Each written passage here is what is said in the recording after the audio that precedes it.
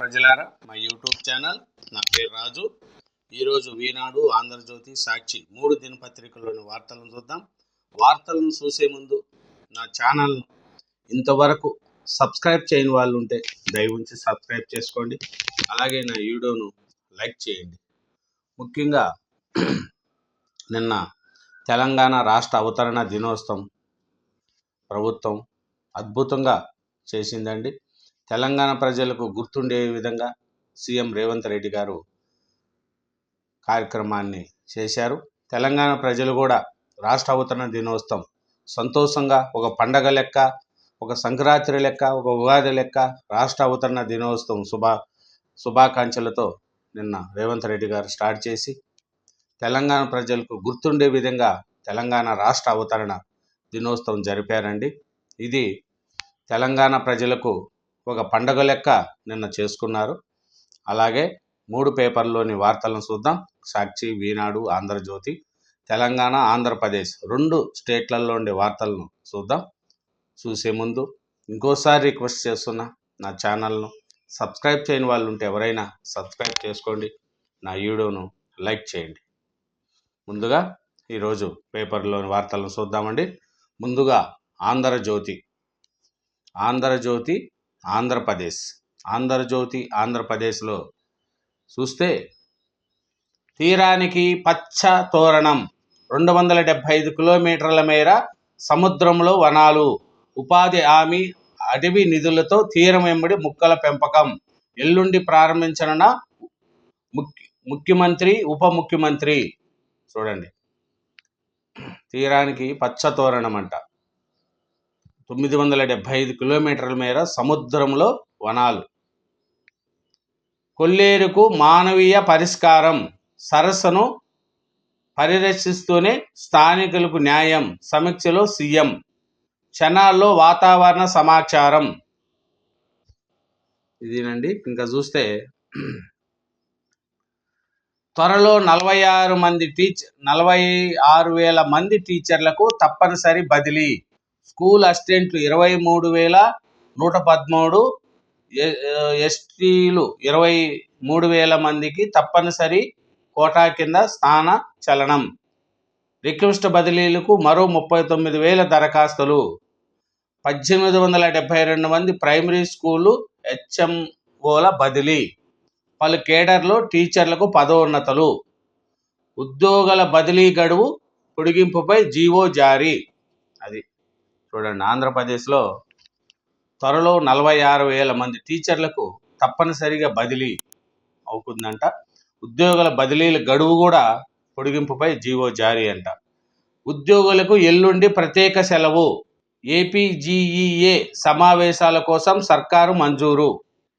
ఇంకా చూస్తే బనకచర్లకు నిధులు ఇవ్వండి, కేంద్రానికి రాష్ట్ర ప్రభుత్వం వినతి, ఢిల్లీలో కేంద్ర ఆర్థిక శాఖతో సిఎస్ బృందం భేటీ, పోలవరం బనకచర్ల అనుసంధానంపై ప్రజెంటేషన్, ఏటా జూలై 1 నుంచి అక్టోబర్ దాకా గోదావరి వరద, 3,000 టీఎంసీలు కడలిపాలు, ఇందులో 200 టీఎంసీలను 100 రోజుల్లో ఎత్తిపోస్తాము. ఇది బనకచర్ల నిధులు ఇవ్వండి. ఇంకా చూస్తే గ్లోబల్ టెక్ హబ్గా ఏపీ, 1,00,000 మంది నిపుణుల తయారీకి ప్రోగ్రాం ప్రతినిధులతో చంద్రబాబు, మన జోనే టాప్, జేఈఈ అడ్వాన్స్ ఫలితాల్లో అంతర్జాతీయ టాప్ 10లో హైదరాబాద్ జోన్ నుంచి 2, అత్యధికంగా 12,946 మంది అర్హత, ఏపీ, తెలంగాణ, తమిళనాడు, కేరళ ఈ జోన్లోనే. ఏపీకి చెందిన రుత్విక్ సాయికి 18వ ర్యాంకు. చూస్తే తెనాలిలో జరిగిన రౌడీ షీటర్ల గురించి, గంజాయి రౌడీ షీటర్లు అండి, వాళ్ళ 3 గంజాయి తాగి తెనాలిలో ఒక కానిస్టేబుల్ మీద కొట్టడానికి వెళ్ళారు. వాళ్ళని పట్టుకొని తెనాలిలో రోడ్డు మీద వాళ్ళ 3 కొడితే దానికి అది తప్పు అని వైసీపీ వాళ్ళకు మద్దతు పలికింది. పోలీసు వాళ్ళు కొట్టడమే తప్పు, కానీ గంజాయి తాగి ఆ మత్తులో రోడ్డు నుండి పోయే వాళ్ళందరినీ వీళ్ళని రౌడీ షీటర్లుగా వాళ్ళు చేసే పద్ధతి మంచిది కాదు కదా, దాన్ని కూడా ఖండించాలి కదా. దాని గురించి సాక్షి పేపర్లో కావచ్చు, వాళ్ళకు కావచ్చు చాలా రాశారు. రౌడీ షీటర్లకు మద్దత, కానిస్టేబుల్పై ఇటీవల రౌడీ షీటర్లు దాడి, బహిరంగంగా ట్రీట్మెంట్ ఇచ్చిన పోలీసులు. అదే రౌడీ షీటర్లు మద్దతుగా జగన్, నేను దళితురాలినే, కానిస్టేబుల్ భార్య వీడియో. ప్రమాద బాధ్యతలను పరామర్శించవచ్చు, రాజకీయత్తులు ఆందోళనలు బాధ్యత లేని వారిని ఓదార్చవచ్చు, కానీ వైసీపీ అధ్యక్షుడు జగన్ తీరు వేరే.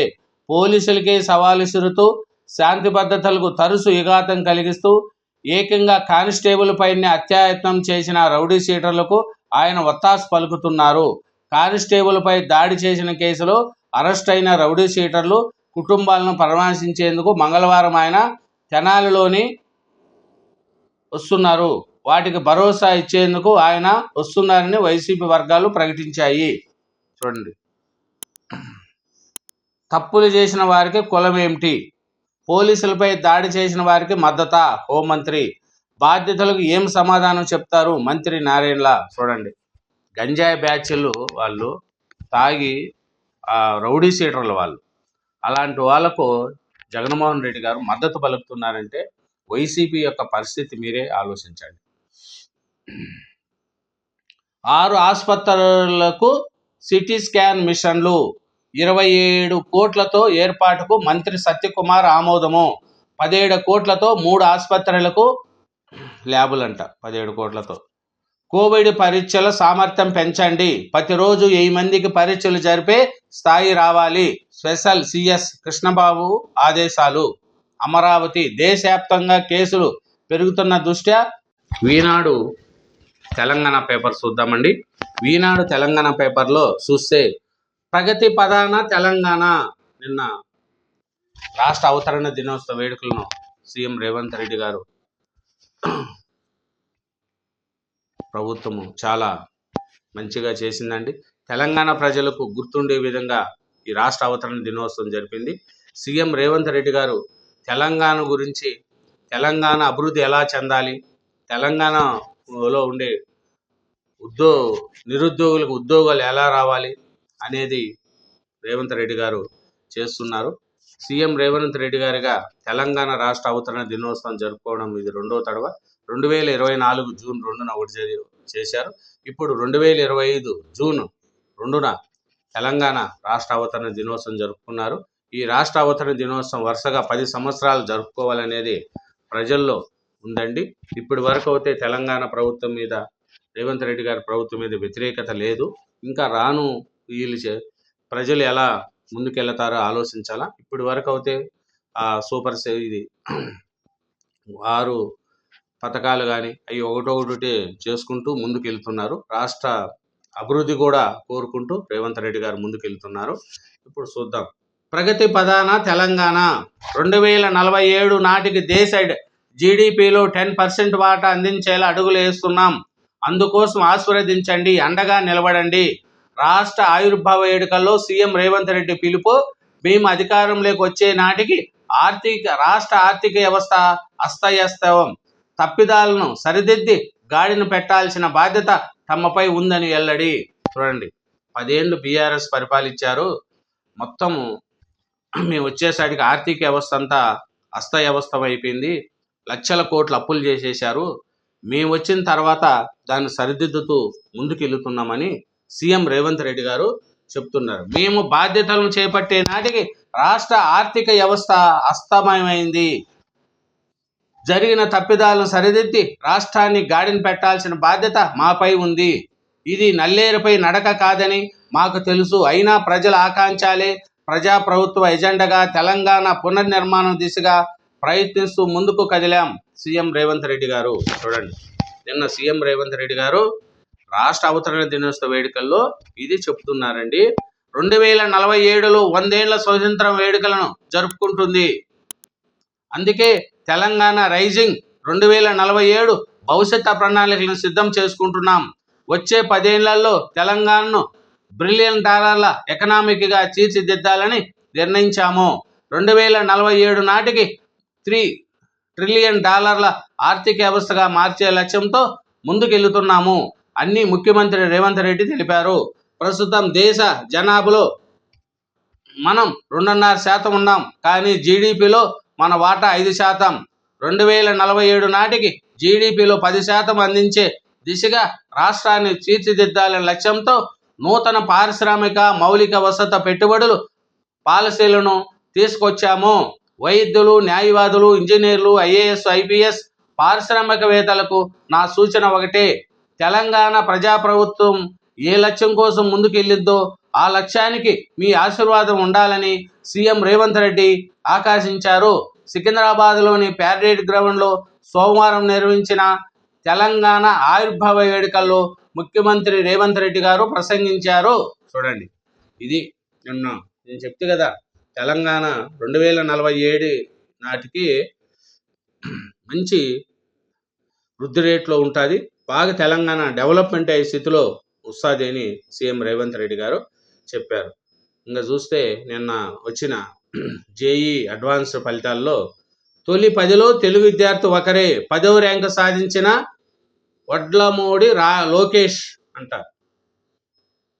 ఇంకా చూస్తే వీళ్ళ పేరిట వేల కోట్లు దుర్వినియోగం, బహుజాబ్తోనే తెలంగాణ అభివృద్ధి సాధ్యం. రాష్ట్ర ఆవిర్భావ వేడుకల్లో కేంద్ర మంత్రి కిషన్ రెడ్డి. రాష్ట్రంలో వీళ్ళ పేరిట నిధులు దోపిడీ జరిగిందని కేంద్ర మంత్రి బీజేపీ రాష్ట్ర అధ్యక్షుడు కిషన్ రెడ్డి ఆరోపించారు. మిగిలిన బడ్జెట్తో ఆవిర్భవించిన రాష్ట్రాన్ని బరాసా, కాంగ్రెసులు కలిసి అప్పులు ఊబిలోకి నెట్టాయని మండిపడ్డారు. భవిష్యత్తులో బీజేపీతోనే రాష్ట్ర అభివృద్ధి సాధ్యమని స్పష్టం చేశారు. తెలంగాణ ఆవిర్భావ దినోత్సవం సందర్భంగా సోమవారం బీజేపీ రాష్ట్ర కార్యాలయంలో కిషన్ రెడ్డి జాతీయ పతాకాన్ని ఆవిష్కరించారు. చూడు, 1200 పైగా యువత, విద్యార్థులు ప్రాణత్యాగాలు చేశారు.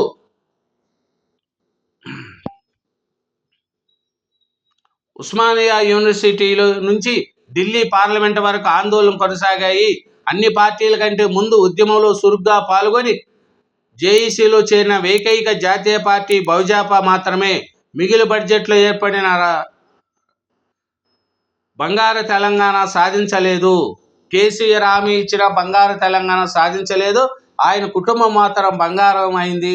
రాష్ట్రాన్ని నాడు బరాసా, నేడు కాంగ్రెస్ కలిసి 10 లక్షల కోట్ల అప్పులో నెట్టేశారు. చూడండి ఏమంటున్నాడు బీజేపీ రాష్ట్ర అధ్యక్షుడు కిషన్ రెడ్డి గారు. ఎంతోమంది 1200 మంది ప్రాణత్యాగం చేస్తే తెలంగాణ ఏర్పడింది.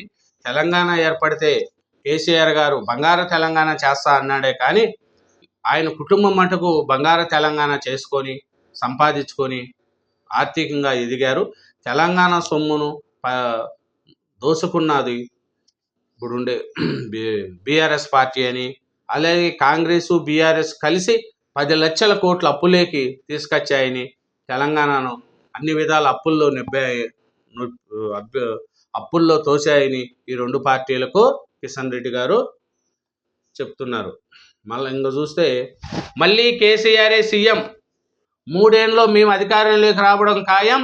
డాలస్లో బారాసా రజతోత్సవ సభలో కేటీఆర్ తెలంగాణలో పెట్టుబడులు పెట్టాలని పిలుపు. అగ్రరాజ్యంలో ఘనంగా రాష్ట్ర ఆవిర్భావ వేడుకలు. వచ్చే 3 ఏళ్లలో తెలంగాణలో బరాసా అధికారంలోకి రావడం ఖాయమని, కేసీఆర్ 3వసారి ముఖ్యమంత్రిగా బాధ్యతలు స్వీకరిస్తారని ఆ పార్టీ కార్యనిర్వాహక అధ్యక్షుడు కేటీఆర్ అన్నారు. స్వరాష్ట్రాన్ని నెంబర్ 1గా నింపడంలో ఏ ఒక్క అవకాశాన్ని కేసీఆర్ నాయకత్వంలో వదులుకునేదన్నారు. ఆంధ్రప్రదేశ్ సాక్షి దినపత్రిక అండి. ఆంధ్రప్రదేశ్ సాక్షి పేపర్ చూస్తున్నాం. ఇప్పుడు సాక్షి పేపర్ చూసే ముందు నా ఛానల్ను ఇంతవరకు సబ్స్క్రైబ్ చేయని వాళ్ళు ఉంటే దయవుంచి సబ్స్క్రైబ్ చేసుకోండి, నా వీడియోను లైక్ చేయండి. చూస్తే ముఖ్య నేత ఐకానిక్ మేత, రాజధాని టెండర్లో మరో లాలూచీ పర్వం. ఐకానిక్ టవర్లు సిండికేట్కే 3 ప్యాకేజీల కింద టెండర్లు పిలిచిన సిఆర్డీఏ 2018లో దక్కించుకున్న సంస్థలకే వాటిని మళ్ళీ కట్టబెట్టేలా చక్రం తిప్పిన ముఖ్య నేత. ఎన్సీసీ, పాపర్జీ, ఎల్ఎన్టీ సంస్థల నుంచి మాత్రమే బిడ్లు. కాంట్రాక్ట్ విలువ కంటే 4,49,450 అంటే 4.5% అధిక ధరలకు పనులు చేజిక్చుకున్న సంస్థలు. ఖజానాపై 159 కోట్ల పైగా భారము. అది చూడండి, ఐకానిక్లో రాజధాని టెండర్లో లాలూచి పడుతున్నారు, వీళ్ళల్లో మేత మేస్తున్నారు. అమరావతి ఐకానిక భవనాల్లో కూడా అవినీతి జరుగుతుందని సాక్షి పేపర్లో రాశారండి. అదే వీళ్ళు అధికారంలో ఉన్నప్పుడు ఈ పని చేసి ఉంటే వీళ్ళకు ఈ పొద్దు 150 కోట్లు కాదు కదా, వీళ్ళు ఎంత 159 కోట్లు పైగా భారం అని రాశారు. అదే వీళ్ళు చేసి ఉంటే ఆ 159 కోట్లు కూడా మిగిలిపోవు. వీళ్ళు 3 రాజధానులు అంటూ 3 ముక్కలాట ఆడి ఆంధ్ర రాష్ట్రానికి రాజధాని ప్రాంతం లేకుండా చేసి ఇప్పుడు వచ్చిన ప్రభుత్వం ఏదో భవనాలు అవి కడుతూ ఉంటే దాంట్లో అవినీతి, దీంట్లో అవినీతి, దాంట్లో తినేశారు, దీంట్లో తినేశారు అని రాసి ఈ సాక్షి పేపర్లో పిచ్చి రాతలు రాస్తూ ఒక అభివృద్ధిని అమరావతిని అభివృద్ధి కానికుండా దానికి అవరోధం కలిగిస్తున్నారు ఈ వైసీపీ ప్రభుత్వం. వైసీపీ వాళ్ళు, ప్రభుత్వం లేదులే కానీ వైసీపీ వాళ్ళు. ఎందుకంటే ఇప్పుడు చూడండి, వాళ్ళు 5 ఏళ్ళు పరిపాలించారు. అదే భవనాలు వాళ్ళు కట్టి అమరావతిని డెవలప్ చేసి ఉండింటే ఈ అవినీతి జరిగేదే కాదు కదా. మీరే నీతి నిజాయితీ వాళ్ళు మీరు అనుకున్నాం, మీరే చేసి ఉండింటే మరి 5 ఏళ్ళు ఏం చేశారు? ఏమీ చేయలేదు. రాష్ట్రంలో ఉండే గడ్డి బీకారా మీరు? 5 ఏళ్ళు 3 రాజధానులు అంటూ 3 ముక్కలాట ఆడి అమరావతి అనే రాజధానిని కూడా నాశనం చేసి ఇప్పుడు వచ్చిన ప్రభుత్వం వర్కులు చేసి స్టార్ట్ చేస్తూ అమరావతిని డెవలప్మెంట్ చేస్తూ ఉంటే అది లాదూసి ఈ టవర్లో ఆ టవర్లో అన్నిట్లో అవినీతి అని రాసుకుంటూ అమరావతికి అప్పుడు అవరోధం కలిగించారు, ఇప్పుడు అవరోధం కలిగిస్తున్నారు. మీరు రాసే దాంట్లో ఏది నిజమో ఏది అబద్ధమో కూడా ప్రజలకు అర్థం కావట్లేదు. అబద్ధాలు నిజం రాస్తారు, నిజాలను అబద్ధాలు రాస్తారు. మళ్ళీ ఏది చెప్పండి? గంజాయి వాళ్ళు 3 రౌడీ సీటర్లు వాళ్ళు గంజాయి తాగి ఒక కానిస్టేబుల్ మీద చంపడానికి పోతే ప్రజల్ని భయభ్రాంతులను చేసి వాళ్ళను రౌడీ సీటర్లకు మద్దతుగా మీరు మాట్లాడుతున్నారంటే మీ క్యారెక్టరు, మీ యొక్క అవసరం చూడండి. రౌడీ సీటర్లకు మద్దతు ఏందండి మీరు చెప్పండి? ఒక పోలీస్ కానిస్టేబుల్ను కొట్టి అతన్ని చంపడానికి ప్రయత్నించిన 3 రౌడీ సీటర్లకు వాళ్ళకు పనిష్మెంట్ ఇస్తే వాళ్ళకు మీరు మద్దతు పలుకుతున్నారా? నడి రోడ్డు మీద కొట్టడం తప్ప, అదే కానిస్టేబుల్ని కొట్టడం తప్ప, డాక్టర్ సుధాకర్ని నడి రోడ్డు మీద బట్టలిప్పి ఈడ్చుకుంటా పోతురే అది తప్పు కాదా? తప్పు చేస్తే తప్పు అనాలా, ఒప్పు చేస్తే ఒప్పు అనాలా? ఆ రౌడీ సీటర్లకు మద్దతు పలకడం ఏందండి? పోలీసు వాళ్ళు కొట్టడం తప్పే, కానీ ఈ ప్రజలు ఏమనుకుంటున్నారు? ఈ రౌడీ సీటర్లను ఏం ప్రభుత్వం పట్టించుకోదా? రౌడీ సీటర్లు గంజాయి తాగి రోడ్ల మీద పోయే జనాల మీద రౌడీ సీటర్ వాళ్ళు విశ్వరూపాలు చూపిస్తుంటే వాళ్ళని ఏం పట్టించుకోరా అనేదానికి పోలీసు వాళ్ళు ఏం చేశారు? వాళ్ళకు అదో ఎవరైనా తప్పు చేసి ఇదే మాది ఉంటుందని వాళ్ళకు తెలివి చేసే విధంగా చేశారు. అది వాళ్ళకు అధికారం, పోలీసు వాళ్ళకు ఆ కొట్టే అధికారం లేదు. కోర్టులో చెప్పి కోర్టు ద్వారా శిక్ష పడాలి. కానీ ప్రజలకు మేము ఉన్నాం పోలీసు వాళ్ళని చూపించడానికి పోలీసు వాళ్ళు ఆ రౌడీ సీటర్లకు బుద్ధి వచ్చేట్టుగా చేశారు. దానికి వాళ్ళు ఎస్సీ, ఎస్టీ, మైనార్టీ వాళ్ళను ఇంత చేస్తారంటే తప్పు చేసిన వాడి కులం ఎందుకండి? ఏ కులస్తుడు తప్పు చేస్తే వాడిని వదిలేస్తామా చెప్పండి? తప్పు చేసినవాడు ఎవరైనా తప్పే కదా. కాబట్టి పోలీసు వాళ్ళు దాంట్లో చేసిన దాంట్లో ప్రజలకు కొంచెం మంచి జరిగింది. కానీ కొంతమంది ఏమంటారంటే అధికారం మీ చేతుల్లోకి ఎలా తీసుకుంటారని కూడా కొంతమంది అంటున్నారు. కానీ ప్రజలకు అట్లా రౌడీ సీటర్ల మటుకు బుద్ధి చెప్పింది మటుకు కరెక్ట్ అని ప్రజలు కోరుకుంటున్నారు. వైద్య శాఖ బదిలీలలో గందరగోళం, ఖాళీల విషయంలో స్పష్టత కరువు, వివరాలు చెప్పకపోతే దరఖాస్తు చేసుకునేది ఎలా అంటూ ఉద్యోగుల అసహనం, కొందరు బాసులకే మెసేజ్ చేసుకుంటారని ఆరోపణలు, రెగ్యులర్ అయిన కాంట్రాక్టర్ సిబ్బంది విషయంలోనూ అయోమయం. అది వైద్య శాఖలో గందరగోళంగా ఉంది అని రాశారు. ఉద్యోగుల బదిలీల గడువు 9 వరకు పొడిగింపు, ఉత్తర్వులు జారీ చేసిన ఆర్థిక శాఖ. బేరసారాల కోసమే అంటున్న ఉద్యోగ వర్గాలు. చూడండి, ఉద్యోగ బదిలీల గడువు 9 వరకు పొడిగించారంటే అది బేరసారాలు చేసుకోవడానికని రాశారు. మళ్ళీ ఏం పేపర్ వాళ్ళు రాస్తారు. సాంకేతిక విద్యలో బదిలీలకు శ్రీకారం, ఈ నెల 15లోగా పూర్తి చేయాలన్న ప్రభుత్వం మార్గదర్శకాలతో ఉత్తర్వులు జారీ. కర్నూలు జిల్లాలో మరో సిఐ ఏదింపులు, వైఎస్ఆర్సీపీ కార్యకర్త ఆత్మహత్యాయత్నం. పత్తికొండ స్టేషన్లో పోలీస్ అధికారి సివిల్ పంచాయతీ తీసుకున్న అప్పు చెల్లించాలంటూ పచ్చిబూతలు, గడువులోగా చెల్లించకపోతే రౌడీ సీటర్ తెరుస్తానంటూ బెదిరింపు, బలవంతంగా ప్రామర్శి నోట్లపై సంతకాలు. ఏదెంపులు భరించలేక పురుగుల మందు తాగి బాధితుడు. తనకు జరిగిన అన్యాయంపై సెల్ఫీ వీడియో. చూడండి, టీడీపీ కూటమి నాయకులు పోలీసులను ఇష్టారాజ్యంగా వాడుకుంటూ ప్రజాస్వామ్యాన్ని హసనం చేస్తున్నారని, పోలీసులపై ఒత్తిడి తీసుకొచ్చి వైఎస్ఆర్సీపీ సానుభూతిపరులు కార్యకర్తలను బెదిరించి కక్షపూరితంగా వ్యవహరిస్తున్నారు. తెనాలి పోలీసుల మాదిరిగానే కర్నూలు జిల్లా పత్తికొండ సిఐ ఏదింపులు బెదిరింపులు తట్టుకోలేక మండల పరిధిలోని దూదికొండ గ్రామానికి చెందిన వైఎస్ఆర్సీపీ కార్యకర్త ప్రవీణ్ కుమార్ బుధవారం రాత్రి పురుగుల మందు తాగి ఆత్మహత్యానికి పాల్పడ్డారు. ఇది గమనించిన కుటుంబ సభ్యులు పత్తికొండ